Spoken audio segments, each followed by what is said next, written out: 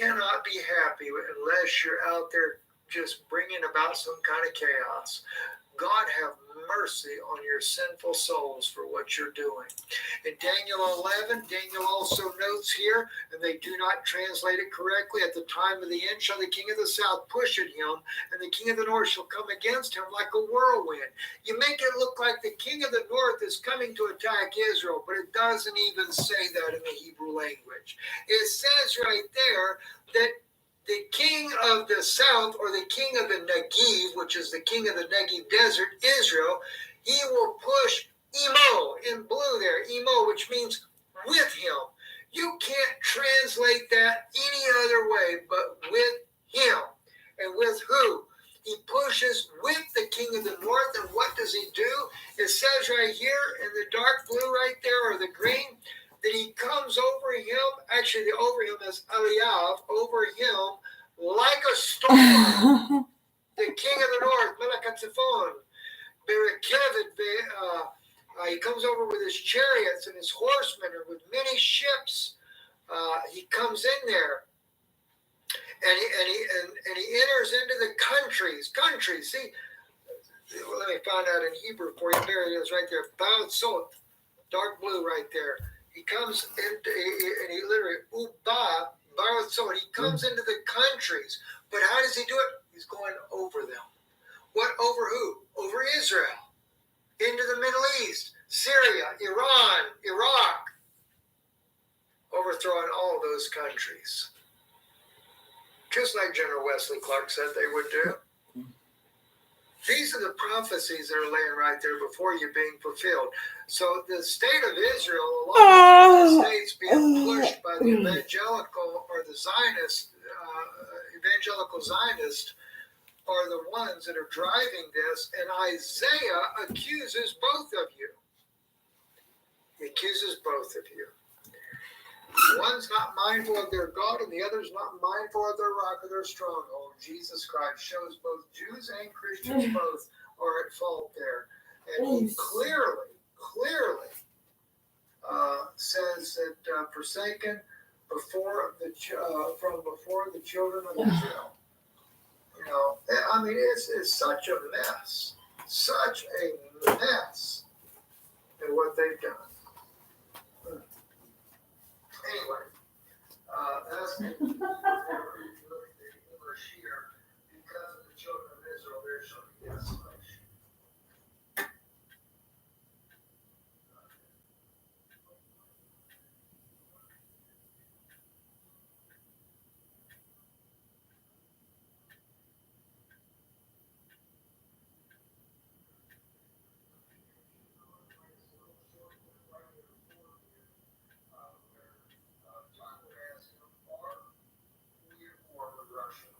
But the United States is funding a conflict that you're involved in, of course, and now is allowing attacks on Russia itself.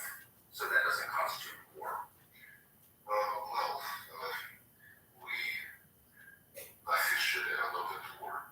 But what is going on in Ukraine is some people call it hybrid war. I would call it hybrid war as well, but it is obvious that the Ukrainians would not be able to do what they're doing with long-range modern weapons without direct participation of the American servicemen. And this is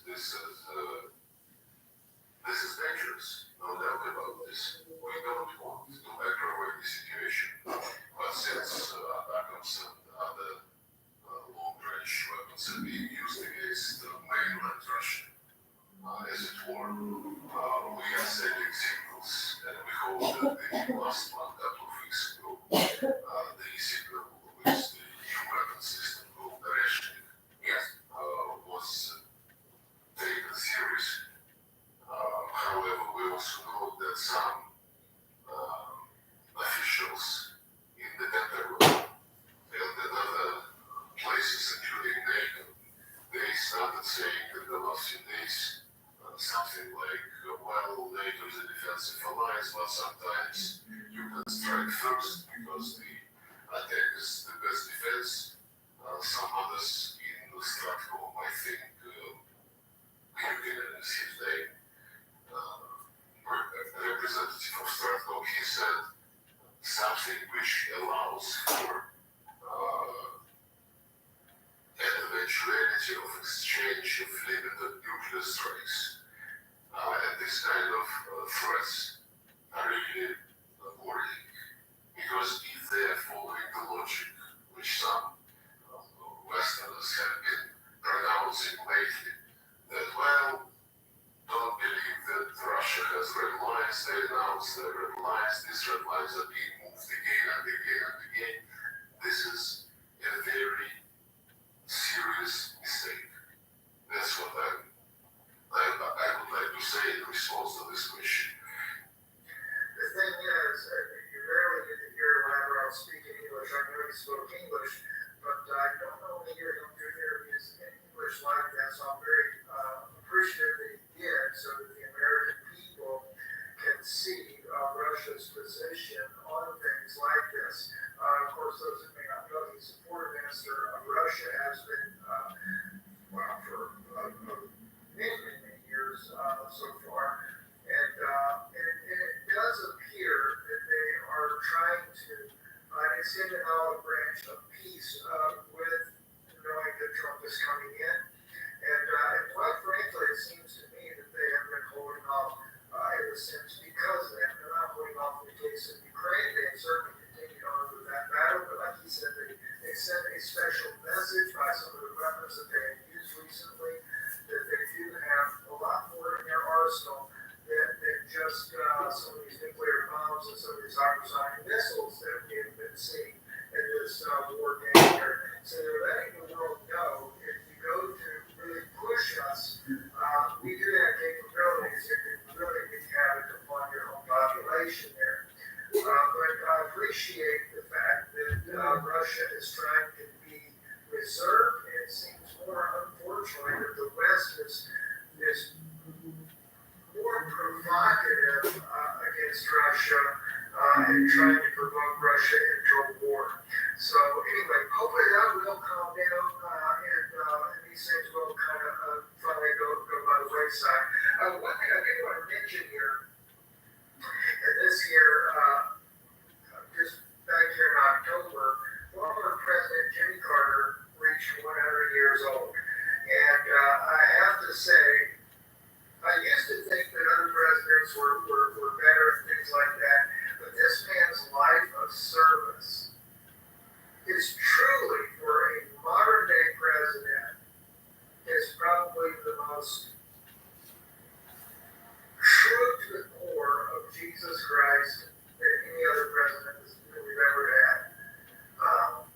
I know that because of the hostage situation that happened in Iran, how that went bad, and the rescue operation, the crashing of the helicopters that made everything look bad, that probably cost him the ability to defeat Ronald Reagan in his second round of presidency there.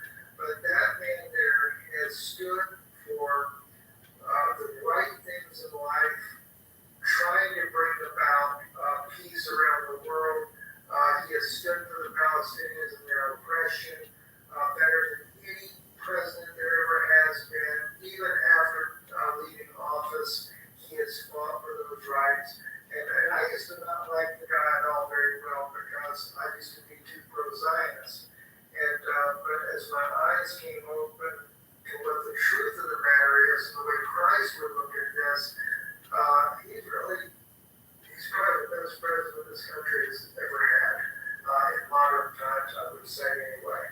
So God bless him, and I'm sure that's why God has given this man a very long life, and it's kept him in very good shape. He even was still working on the Project of Humanity, where they go in and build homes as late as he was 95 years old, still using a nail gun out there. Not a whole lot, Dad said 95, but anyway, I just wanted to commend him as our former president. I think it's the 39th president of the United States, if I remember right.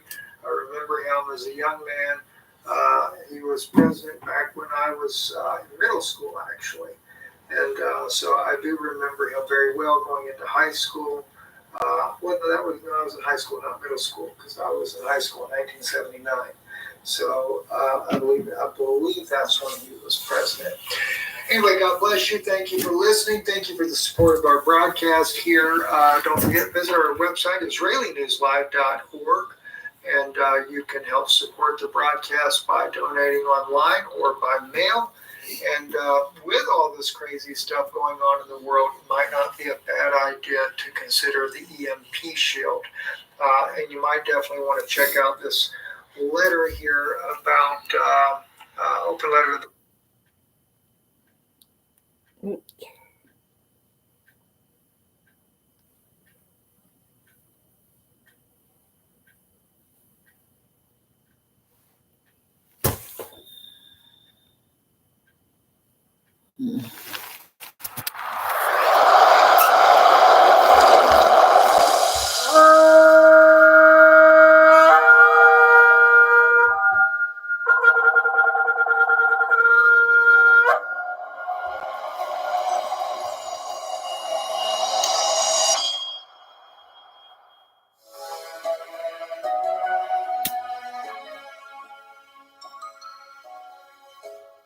Vayikra, Leviticus chapter 1.